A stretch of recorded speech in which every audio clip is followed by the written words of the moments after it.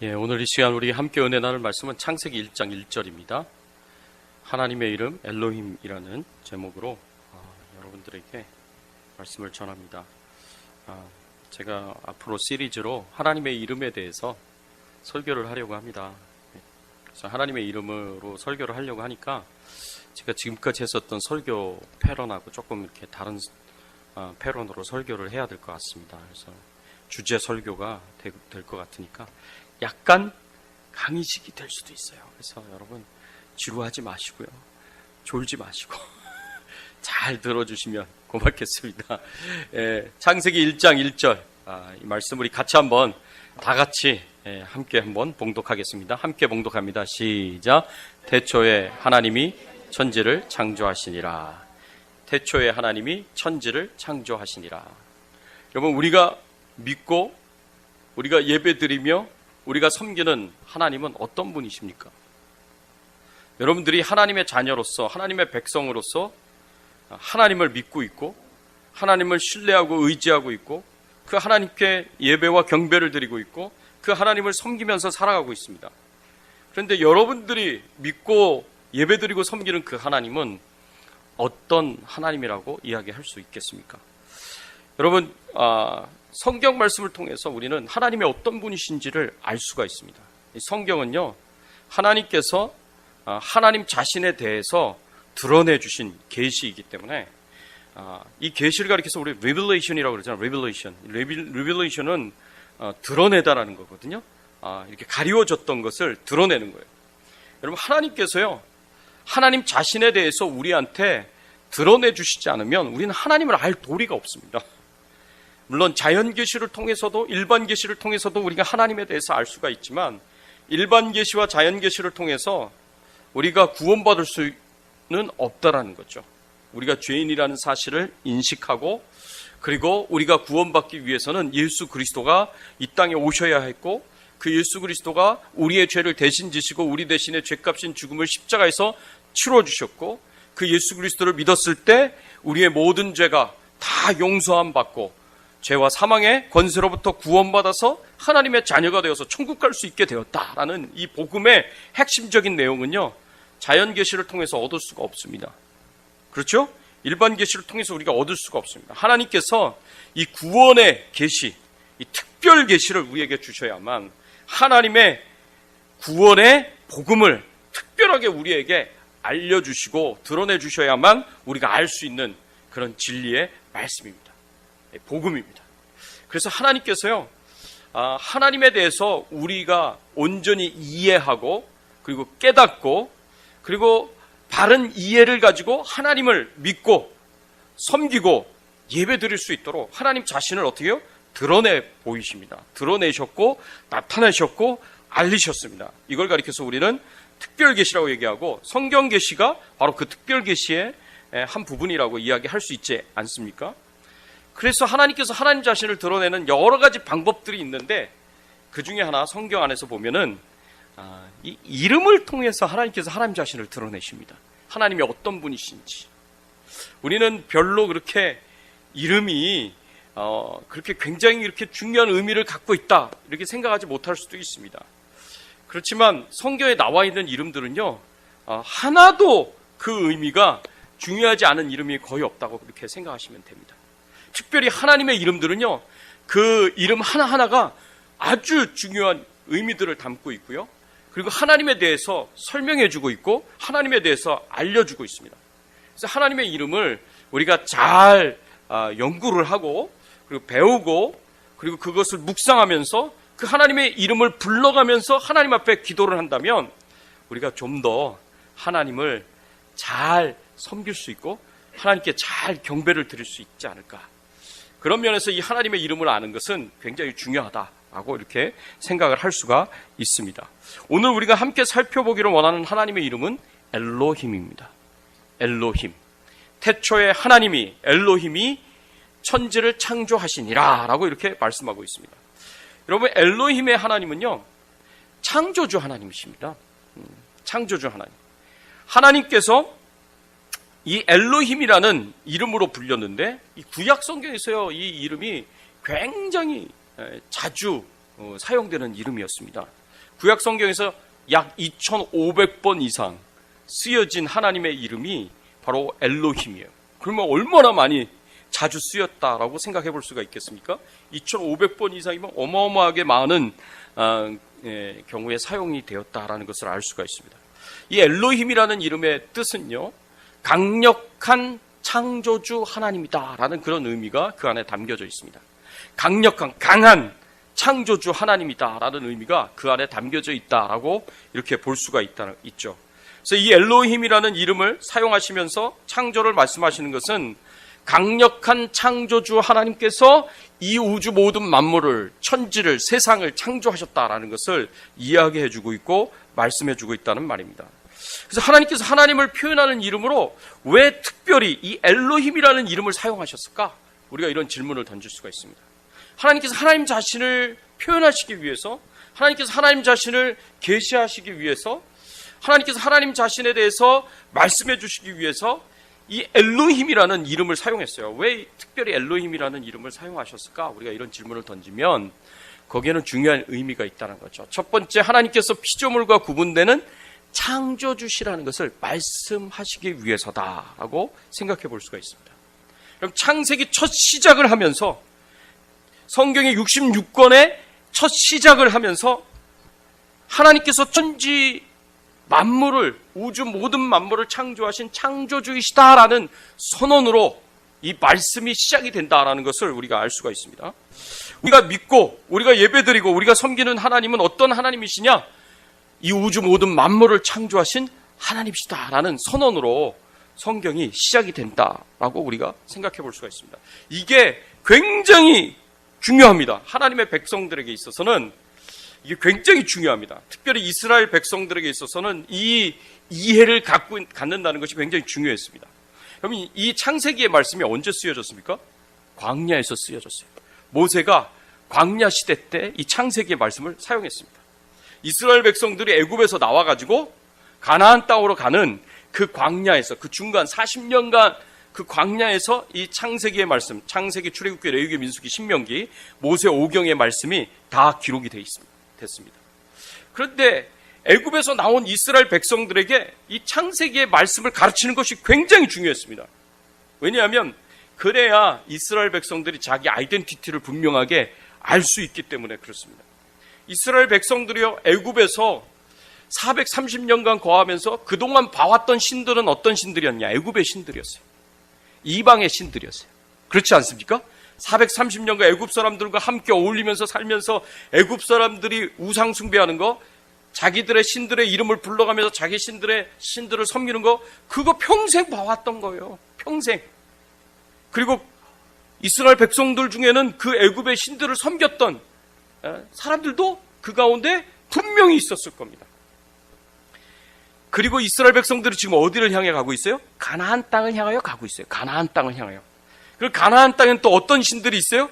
바알신, 아세라신, 온갖 우상 숭배를 하는 그런 신들이 있다라는 거죠. 이 가나안 땅에 들어가서 이스라엘 백성들은 또 하나님이 아닌 다른 이방 신들을 봐야만 했어요. 그러니까 그 이방 신들을 보고, 그 이방 신들을 숭배하는 것을 배우고, 그 우상 숭배에 참여할 수 있는 그런 가능성이 굉장히 높았다는 거죠. 그러니까 이스라엘 백성들에게 있어서는 애굽의 신들을 섬길 수 있는 유혹도 있었고요. 그리고 이제 가나안 땅에 들어가면 가나안의 이방 신들을 섬길 수 있는 유혹도 있었다는 거죠. 그렇기 때문에 이 광야 생활하는 이 중간에 모세는 이스라엘 백성들에게 이 창세기의 말씀을 통해서 너희들의 아이덴티티가 뭐냐? 이걸 분명하게 가르쳐줘야 할 필요가 있습니다. 너희들이 믿고 있고, 너희들이 경배하고 있고, 너희들이 섬기고 있는 그 하나님은 바로 이 우주 모든 만물을 창조하신 하나님이시다. 그 하나님께서 이 우주 모든 만물을 창조하셨고, 그 하나님께서 우리 사람들을 창조하셨다. 너희들이 믿고 경배하고 그리고 섬기는 그 하나님께서 너희들의 조상들을 시작했어. 이 인류 가운데 아브라함이라는 조상을 선택하시고 부르셔서 그 아브라함과 약속하시고 언약을 맺으시고, 그 아브라함의 아들 이삭, 이삭의 아들 야곱이 애굽으로 가가지고 야곱의 가족 70명이 200만 명이나 되는 후손들이 되어서 커다란 민족을 이루어서 지금 너희들이 그 애굽에서 나와서 하나님이 약속하신 가나안 땅으로 가고 있다라는 것을 이 모세를 통해서 하나님께서 가르쳐 주시는 거예요. 그래서 너희들의 기원이 어딘지, 너희들의 출발점이 어딘지, 그리고 너희들의 조상들이 어떤 조상들이 있었는지, 그리고 너희들의 조상들과 하나님은 어떤 관계 속에 있었는지, 이런 것들을 창세기의 말씀을 통해서 다 가르쳐 주시는 거예요. 그래서 이스라엘 백성들로 하여금 자기 아이덴티티를 알도록, 깨닫도록 그렇게 말씀을 가르치고 있다라는 겁니다. 그래서 이 창세기를 통해서 너희들이 믿고 예배드리고 섬기는 하나님은 창조주 하나님이시다라는 것을 가르쳐주고 있는데, 그 창조주 하나님에 대해서 이야기를 하면서 어떤 이름을 썼느냐, 하나님의 이름을 바로 엘로힘이라는 이름을 사용했다는 거죠. 1장 1절서부터 2장 25절까지 1장과 2장 전체에 사용된 하나님의 이름은 하나밖에 없어요. 이 엘로힘이라는 이름밖에 없습니다. 모두 35번 쓰여졌어요. 1장에서부터 2장 전체까지 모두 35번 하나님의 이름이 나오는데 그게 전부 다 엘로힘이에요. 엘로힘. 그래서 이 엘로힘이라는 이 단어를 사용하면서 하나님께서 강력한 창조주 하나님이시다라는 것을 드러내고 나타낸다는 것이죠. 이스라엘 백성들에게 이렇게 하나님이 창조주 하나님이시다라는 것을 가르쳐주는 것은 굉장히 중요했습니다. 왜냐하면 이것을 모르면 하나님으로부터 떠날 수밖에 없기 때문에 그렇습니다.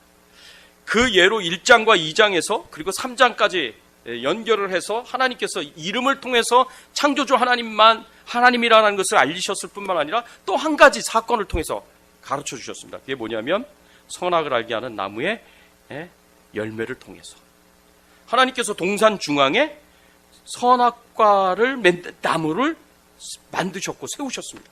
선악을 알게 하는 열매의 나무. 그래서 우리가 선악과 나무라고 이야기하지 않습니까? 근데 하나님께서 선악과 나무를 만드신 데에는 이유가 있고 목적이 있습니다. 많은 사람들이 하나님께서 왜 선악과를 만들어가지고 사람들로 하여금 죄를 짓게 만들고 죄를 지어서 인류가 다 타락하게 만들고 죽음에 이르도록 만들었느냐.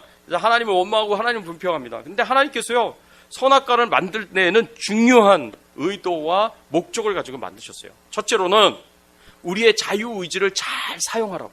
하나님께서 우리에게 주신 자유의지가 있어요. 스스로 생각하고 스스로 판단하고 스스로 선택하고 결정하여 행하는 것, 이런 자유의지를 하나님께서 우리에게 주시지 않으셨습니까? 이 자유의지를 하나님께서 주셨어요. 그래서 이 자유의지를 잘 사용하라고 하나님께서 선악을 알게 하는 나무의 열매를 만드셨다는 거죠. 두 번째 이유는 그 선악과를 바라보면서, 그 선악과 나무를 바라보면서 아담과 하와가 그의 후손들이 이 열매를 따먹지 말라는 하나님의 명령을 기억하고 그 명령을 내리신 분이 창조주 하나님이시라는 것과, 그리고 자신들은 그 명령을 지켜야 되는 피조물이라는 사실을, 이것을 분명하게 이해하고 깨달으라고 하나님께서 이 선악을 알게 하는 나무의 열매를 만드셨던 거예요. 그래서 이스라엘 백성들, 아담과 하와뿐만 아니라 그의 모든 후손들은 전부 다 이 선악과를 바라보면서 그 생각을 해야만 했습니다. 하나님께서 이 선악과를 만드시고 따먹지 말라고 명령하신 하나님께서 창조주 하나님이시고 나는 피조물이다. 이걸 항상 생각해야 됐어요.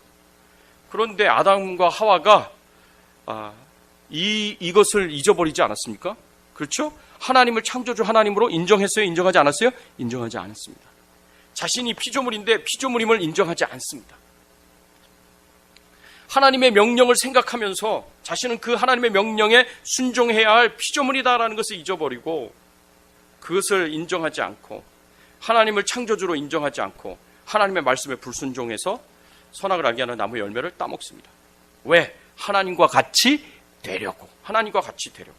피조물인 주제에 창조주의 위치에 같이 서려고. 하나님처럼 되려고. 그래서 자신이 피조물임을 인정하지 않았고요. 하나님이 창조주임을 인정하지 않았습니다. 그래서 하나님이 따먹지 말라고 했었던 이 선악을 알게 하는 나무의 열매를 따먹었다라는 것을 볼 수가 있습니다. 그래서 온 인류가 죄가 세상에 들어왔고요. 죄 때문에 죽음이 이 세상에 들어왔고요. 온 인류가 죄와 사망의 권세 아래 놓이게 되었다라는 것이 성경에서 우리에게 가르쳐주고 있습니다. 선악과와 더불어서 하나님의 백성들에게 하나님이 온 세상을 창조하신 창조주이시다라는 것을 분명하게 알려주시고 그리고 깨닫게 하여 주시기 위하여서 하나님께서 이 엘로힘이라는 이 이름을 1장과 2장에서 계속해서 반복적으로 35번이나 사용하면서 말씀을 하셨다라는 거죠. 또 왜 이 엘로힘이라는 이름을 이렇게 사용을 하셨느냐? 두 번째로 우리가 생각해 볼 것은 온 우주 만물을 창조하신 하나님은 삼위일체 하나님이심을 알려주시기 위해서입니다. 여러분, 엘로힘이라는 이 단어의 마지막 끝에 있는 힘이라는 조사는요, 복수어미입니다. 복수어미. 복수형의 어미예요. 복수형의 어미. 그래서요, 창세기 1장 1절은 사실 어떻게 표현되어야 하느냐면 태초에 하나님들이 천지를 창조하시니라 라고 이렇게 표현되어야 됩니다. 왜? 복수형이기 때문에. 복수형이기 때문에. 그래서 성경에 보면은요, 하나님이요, 이 복수형으로 나타나는 그런 이제 표현들이 있어요. 예를 들면 우리 창세기 1장 26절 말씀 우리 같이 한번 읽어볼까요? 함께 읽어보겠습니다. 시작. 하나님이 이르시되 우리의 형상을 따라 우리의 모양대로 우리가 사람을 만들고 그들로 바다의 물고기와 하늘의 새와 가축과 온 땅과 땅에 기는 모든 것을 다스리게 하자 하시고, 여기서 뭐라고 표현했어요? 하나님이 단수로 표현됐어요? 복수로 표현됐어요?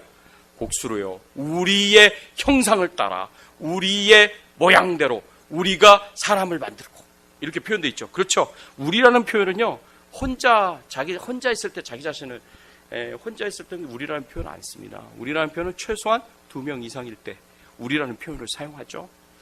그래서 태초에 엘로힘이라는 단어가 쓰여졌다는 것은 물론 뭐 이게 뭐 히브리어의 뭐 문법적으로 뭐 장엄 복수다 뭐 이런 표현도 이런 해석도 있지만, 저는 그것보다는 성경 전체의 진리인 삼위일체 하나님께서, 성부 하나님, 성자 하나님, 성령 하나님께서 이 우주 모든 만물을 창조하신 창조주이시다라는 것을 여기서 이야기하고 있다라고 이렇게 생각해 볼 수가 있습니다. 하나님 아버지께서 말씀하시고 성령께서 운행하시고, 그렇죠.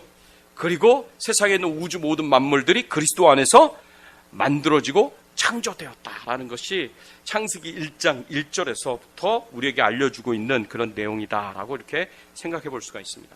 세 번째로 우리가 생각할 수 있는 이유는 하나님께서 무에서 유를 창조하신 엄청난 능력과 지혜를 가지신 창조주이심을 말씀해 주시기 위해서다라고 이렇게 생각해 볼 수가 있어요.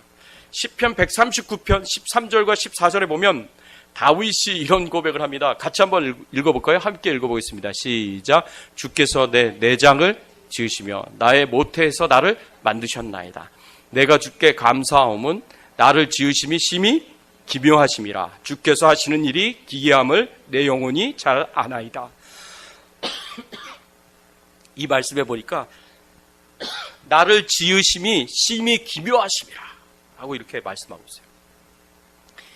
다윗이 자기가 기묘하게 만들어졌다.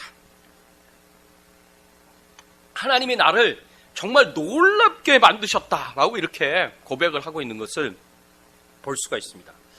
여러분, 하나님이 우리 몸을 만드실 때 이 몸을 만드신 그 지혜가, 그 능력이 어마어마하다라고 저는 생각합니다. 우리 사람의 몸 하나만 생각해도. 제가 한동안 당뇨에 대해서 리서치를 하고 공부를 했었던 적이 있었어요. 웹사이트를 이렇게 뒤져가면서 공부를 한 적이 있었는데, 우리가 음식물을 먹잖아요. 그 음식물이 우리가 소화하는 과정에서 탄수화물이요, 포도당으로 바뀌게 됩니다. 이 포도당이 우리 혈액을 따라서 이렇게 흘러가는데, 그러면 어떻게 알았는지 우리 췌장에서 인슐린을 분배를 합니다. 인슐린을 분배를 하면 이 인슐린이요, 혈당을 낮춰주는데, 이 인슐린이 그 포도당으로 바뀌었잖아요. 바뀌어진 그 포도당의 그 분자들을 그거를 딱 잡아가지고 세포에다가 연결을 시켜줍니다. 세포 속으로 들어가게 만듭니다. 그럼 세포 안으로 들어간 포도당이 그게 우리 몸에 칼로리를 만들어서 우리로 하여금 힘을 쓸 수 있도록 만들고 움직일 수 있도록 만듭니다. 그게 그 모든 과정이 이게 바로 우리 몸에서 일어나고 있는 과정이에요. 그런데 우리가 음식물을 너무 과식을 많이 한다든가, 그리고 포도당과 같은 당분을 너무 많이 섭취를 한다든가, 요거를 뭐라고 표현하면 GI 지수가 높은 음식들을 많이 먹으면 이 혈당이 높아집니다. 이 GI 지수는 뭐냐면 포도당을 100이라고 하면 이게 금세 몸에 인슐린이 세포로 가져갈 수 있는 포도당을 100이라고 한다면 이 포도당과 가장 가까운 그런 음식물들이 있어요. 그러니까 그거는 GI 지수가 높다. 뭐 70, 80. 그러니까 포도당과 굉장히 가까운 음식물이죠. 이제 그런 음식물을 섭취하면 소화가요 2시간 내에 이루어지게 됩니다. 예를 들어서 국수 같은 거, 그렇죠? 라면, 거기다가 이제 흰쌀밥도 GI 지수가 되게 높아요. 그래서 소화가 빨리 돼요. 소화가 빨리 되면 한 2시간 이내에 소화가 되는 음식들이 많아요. 떡 같은 것도 소화 빨리 되는 음식이에요. 소화가 잘 안 되지만 소화가 빨리 돼요. 여러분, 그리고 소화가 오래되는 경우에 한 4시간, 5시간, 6시간 되는 거 있어요. 그렇죠? 홀브레인 같은 음식들이 바로 그런 음식이다라고 이제 이야기를 하지 않습니까? 근데 이게 소화가 빨리 되면은요, 이 췌장에서 인슐린 분비가 굉장히 급속도로 이루어집니다. 그리고 맥시멈 속도로 이루어지게 됩니다. 그래서 이게 이제 점점 이게 장기간 동안 그렇게 음식을 복용하면 이게 과부하가 계속해서 일어나가지고 췌장에서 인슐린 분비가 잘 안 된다거나, 그리고 인슐린이 분비돼도 이 인슐린이 제대로 기능을 못해가지고 그 포도당을 세포에다 연결을 잘 시켜주지 못합니다. 이것을 인슐린 저항성이라고 얘기를 하는데, 이런 것들이 우리 몸속에 생기게 됩니다. 그렇게 되면 혈에 우리의 피 속에 당이 많아지는 거예요. 왜냐하면 이게 해결이 안 되니까. 그게 소변으로 나간 것이 당뇨인데, 신장을 통해서 소변으로 나가는 게 당뇨인데, 이 당이 신장을 통과해서 소변으로 나갈 때 신장을 망가뜨립니다. 그리고 이게 너무 심해지면 췌장이 제대로 된 기능을 발휘하지 못하기 때문에 췌장도 망가뜨립니다. 우리 몸이요, 아주 기가 막힙니다. 하나님께서 기가 막힌 어떤 메커니즘을 가지고, 시스템을 가지고 움직이게끔 그렇게 돼 있어요. 그래가지고 음식도 적당히 먹어라. 너무 과식하지 말고, 너무 당분 좋아하는 거, 그거 너무 그렇게 하지 말고 적당히 먹으라고 하나님께서 그렇게 우리 몸을 그렇게 만드셨고요. 적당히만 먹으면 우리 몸이 제 기능을 발휘해서 건강할 수 있도록 하나님께서 그렇게 만드셨어요. 여러분, 탄수화물을 포도당으로 만들어서 인슐린을 분배해가지고 그거를 세포 속에 전하는 그거 하나만 보더라도 이 시스템, 이 메커니즘이 기가 막혀요. 기가 막힌데 우리 몸 전체가 움직인다고 생각해 보세요. 우리 몸 전체가. 우리 몸 하나가 아니라 동물들 몸까지 다 생각을 해보시고, 그리고 이 우주 모든 만물을 다 생각을 해보세요. 하나님께서 움직이시는 이 우주가 질서 있게 움직이시고, 순서를 따라서 하나님께서 움직이시고, 하나님께서 통치하시고 다스리시는데, 이게 얼마나 기가 막힌 엄청난 지혜와 능력으로 이루어진 일인가 생각을 할 때는 너무너무 대단하다라고 이렇게 생각할 수가 있습니다. 이것이 창조주 하나님의 지혜이고 능력입니다. 모세가 호렙산 떨기나무 불꽃 가운데서 자신을 부르는 하나님께 이렇게 말했던 적이 있어요. 출애굽기 4장 10절 말씀에 보면 모세가 이렇게 말을 합니다. 자신을 부르시는 하나님께 함께 한번 읽어볼까요? 모세가 여호와께 아뢰되 오 주여 나는 본래 말을 잘하지 못하는 자니이다. 주께서 주의 종에게 명령하신 후에도 역시 그러하니 나는 입이 뻣뻣하고 혀가 둔한 자니이다. 하나님, 저 말 잘 못해요. 주님이 주신 사명 감당할 수 없습니다. 못하겠습니다. 라고 이렇게 말하는 모세에게 하나님이 뭐라고 말씀하십니까? 출애굽기 4장 11절 함께 읽겠습니다. 시작. 여호와께서 그에게 이르시되 누가 사람의 입을 지었느냐? 누가 말 못하는 자나 못 듣는 자나 늘 밝은 자나 맹인이 되게 하였느냐? 나 여호와가 아니냐?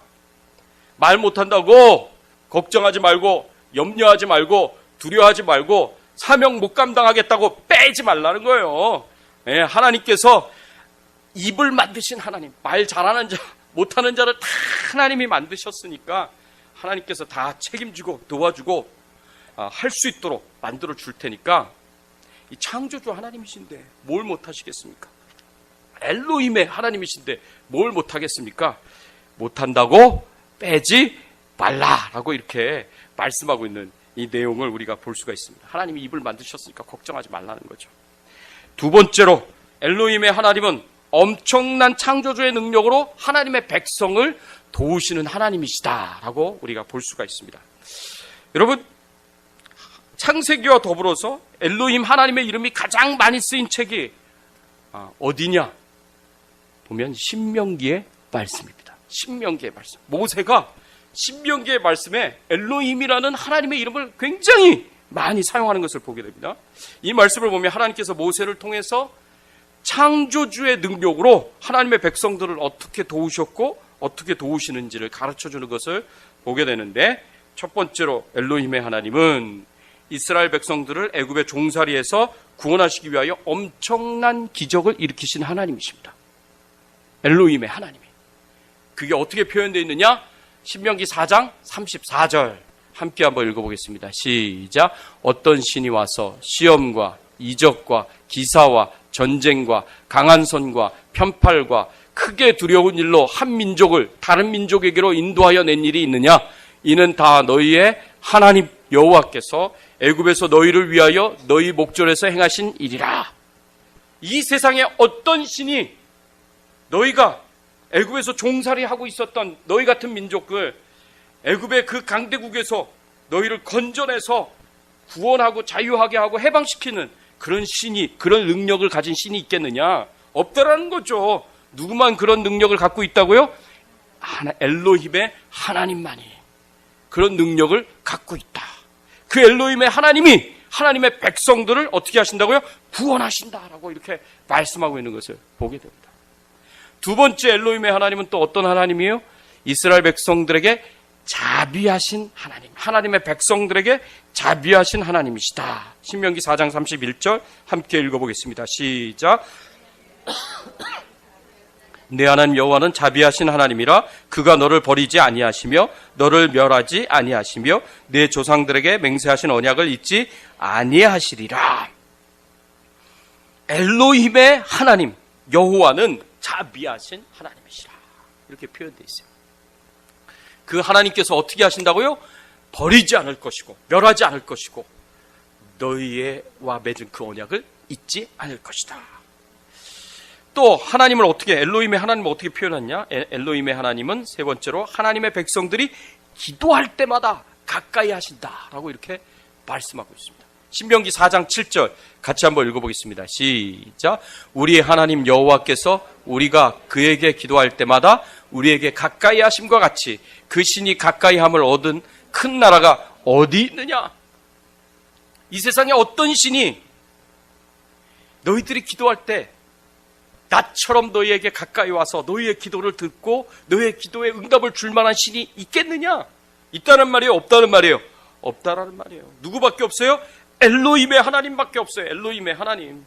하나님이 그 엄청난 능력을 가지시고 창조주의 그 엄청난 능력과 권세로 하나님께서 우리가 기도할 때마다 우리 가까이 오셔서 우리의 기도를 들으시고 우리의 기도가 응답이 되고 역사가 되도록 뭐 하신다고요? 일하신다는 거죠. 응답을 주신다는 그런 말씀이죠. 와, 이거 얼마나 대단한 말씀입니까? 네 번째, 엘로힘의 하나님은 하나님의 백성들에게 직접 말씀하신다. 이스라엘 백성들에게, 하나님의 백성들에게 엘로힘 하나님처럼 직접 말씀하시는 신이 있느냐? 없다라고 이렇게 하나님께서 말씀하시는 거죠. 다섯 번째, 엘로힘의 하나님은 하나님의 백성들과 항상 함께 하신다 그랬어요. 신명기 20장 1절 같이 한번 읽어보겠습니다. 시작. 내가 나가서 적군과 싸우려 할 때에 말과 병거와 백성이 너보다 많음을 볼지라도 그들을 두려워하지 말라. 애굽 땅에서 너를 인도하여 대신 내 하나님 여호와께서 너와 함께 하시느니라. 너희가 나가서 적군과 싸울 때 말과 병거와 백성이 너희보다 많다고 걱정하지 말고 염려하지 말고 두려워하지 말라는 거예요. 왜? 이 우주 모든 만물을 창조하신 엘로힘의 하나님이 너와 함께 하실 것이기 때문에 걱정하지 말고 염려하지 말고 두려워하지 말라는 거예요. 여러분, 이 말씀을 그대로 실천한 사람이 있었어요. 누구예요? 다윗이에요. 다윗이 골리앗과 싸울 때 다윗이 나무 막대기 하나하고 물맷돌을 들고 골리앗과 전투를 하려고 나가지 않습니까? 근데 다윗이요, 나무 막대기 하나하고 물맷돌을 가지고 골리앗을 이길 수 있다고 생각했겠습니까? 예? 정말 그렇게 생각했겠습니까? 그래서 그거를 의지해서 싸웠겠습니까? 아니요. 다윗이 의지한 거는 하나님의 이름 두 개예요. 하나는 야훼의 하나님, 여호와 하나님. 또 하나는 엘로힘의 하나님. 그게 다윗의 고백 가운데 다 나옵니다. 다윗의 고백 가운데. 그래서 다윗이 야훼의 하나님을 의지하고 다른 한 손으로는 엘로힘의 하나님을 의지해서 담대하게 나아가서 싸웁니다. 그랬더니 정말 물맷돌 하나로 골리앗을 죽일 수 있었다라는 겁니다. 다윗이 이 말씀대로 두려워하지 않고 골리앗과 전쟁을 하니까 골리앗을 이길 수 있도록 하나님께서 어떻게 해요? 다윗과 함께 해주셨고 승리할 수 있도록 하나님께서 도와주셨다라는 그 말씀을 이 말씀을 통해서 보게 됩니다. 그리고 우리가 마지막으로 생각해 볼 게 여섯 번째, 엘로힘의 하나님은 그 엄청난 창조주의 능력으로 백성들을 돌보신다라는 것입니다. 하나님께서요, 출애굽기 8장 16절에서 19절의 말씀에 보면 이스라엘 백성들을 위해서 애굽에서 건져내시기 위하여 10가지 재앙을 일으키십니다. 10가지 재앙 중에 앞에 3가지 재앙이 있어요. 나일강의 물을 피로 만드는 거, 그리고 개구리, 그렇죠? 세 번째가 뭐예요? 하나님이 주신 그 지팡이를 땅에 딱 치니까, 땅을 치니까 땅에서 티끌이 올라와가지고 티끌이 전부 다 이가 됐다라는 표현이에요. 이가 됐는데 앞에 피를 만드는 재앙이나 그 다음에 개구리가 올라오게 하는 재앙은 마술사도 다 할 수 있었어요. 애굽의 마술사도. 그런데 티끌을 이로 만드는 이 재앙은 마술사들이 할 수 있었어요? 없었어요? 할 수 없었어요. 그러니까 19절에 이 마술사들이 뭐라고 표현하는가 같이 한번 읽어볼까요? 19절, 출애굽기 8장 19절 함께 읽겠습니다. 시작. 요술사가 바로에게 말하되 이는 하나님의 권능이니이다 하였으나 바로의 마음이 완악하게 되어 그들의 말을 듣지 못하였으니 여호와의 말씀과 같더라.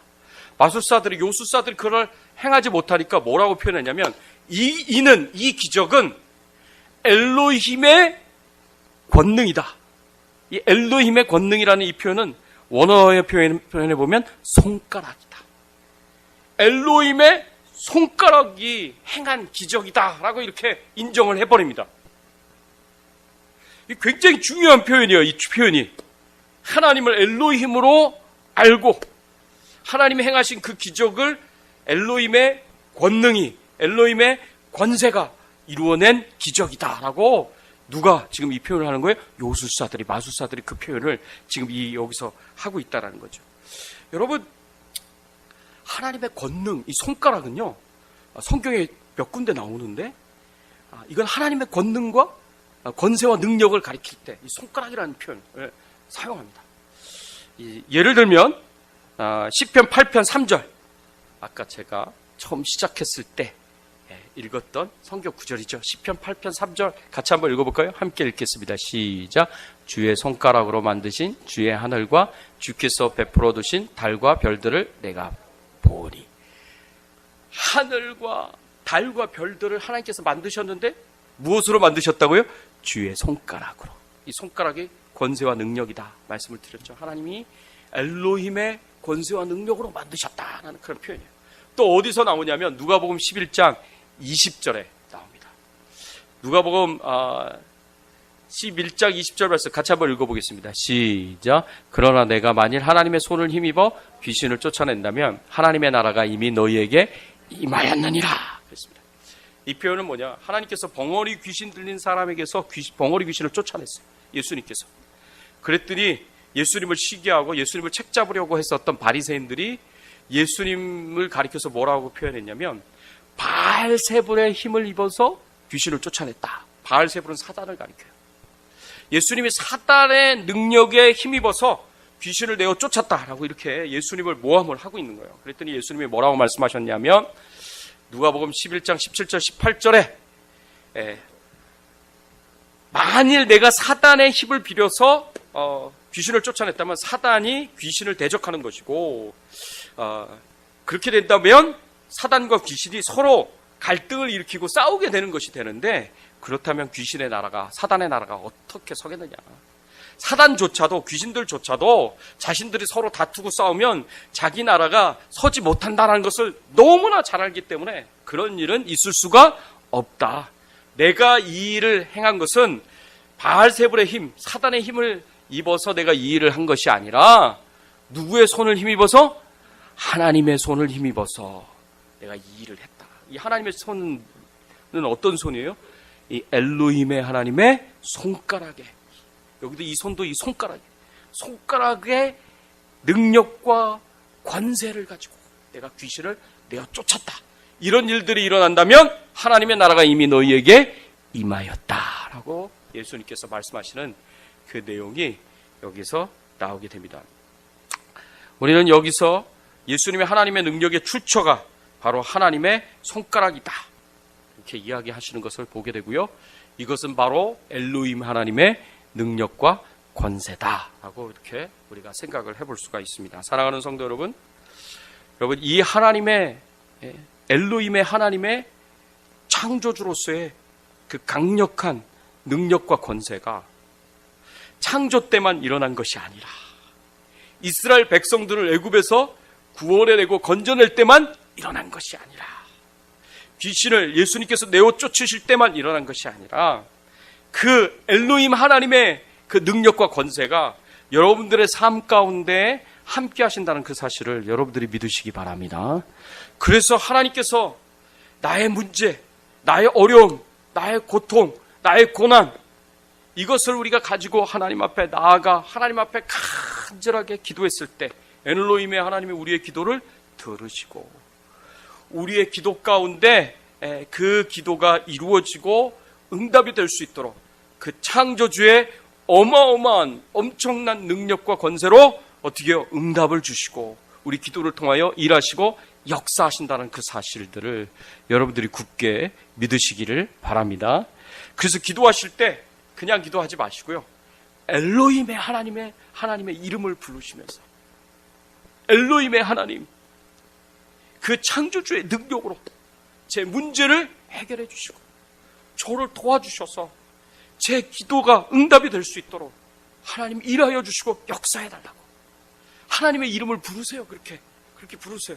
그래서 그 하나님, 엘로힘의 하나님을 붙잡고 불가능을 가능하게 만들고 우주 모든 만물을 만드신 그 능력, 그리고 우리가 기도하고 소원하는 것들을 다 이루어 주시고, 그리고 귀신들의 역사를, 악한 영들의 역사를, 사단의 역사를 쫓아내시고, 그리고 우리가 소원하는 것들을 이루어 주시는 그 하나님의, 엘로힘의 하나님의 능력이 여러분들의 삶 가운데 임하시기를, 그래서 그 능력에 힘입어서 승리하시기를 예수 그리스도의 이름으로 축원합니다.